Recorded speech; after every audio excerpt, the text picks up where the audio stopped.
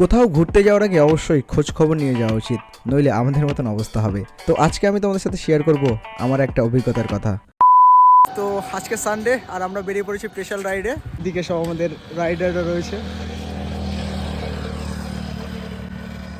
4টা বাইকে আমরা যাচ্ছি 7 জন। তো দেখা যাক কোথায় যাওয়া যায়।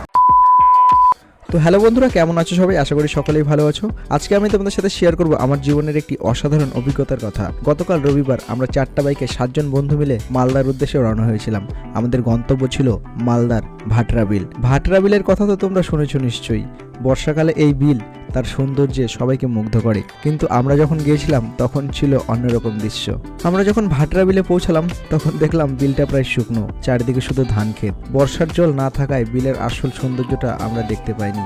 তবে ভাটরা বিলের শুকনো রূপটাও কিন্তু বেশ অন্যরকম ছিল। স্থানীয়দের থেকে জানতে পারলাম মাস 2 পর বর্ষা শুরু হলে বিলে আবার জল আসবে, তখন নাকি এই জায়গাটা আরো সুন্দর হয়ে উঠবে। শুকনো বিল দেখে মনটা খারাপ হলেও আমাদের বাইক রাইডটা কিন্তু খুব মজার ছিল। 4টা বাইকে 7 জন বন্ধু, প্রথমে NS 512 আর পরে NS 34 ধরে ছুটে চলা। এই অনুভূতিটাই ছিল অসাধারণ।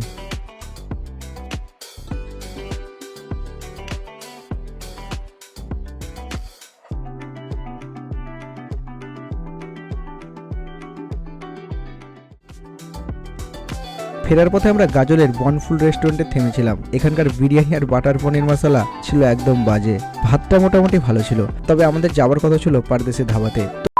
এখন আমরা রয়েছি গাজলের যে বনফুল রেস্টুরেন্ট রয়েছে সেখানে। তো সারাদিন রাইড করে সব ক্লান্ত, খাওয়া দাওয়া হচ্ছে আর কি। আমি অর্ডার করেছি তান্দুরি রুটি ছিল, আর এদিকে বিরিয়ানি আছে, এদিকে ভাত চিকেন রয়েছে, আর এদিকে সব আমাদের ভাই লোক। ঠিক আছে দাদা, খাওয়া ঠিক আছে।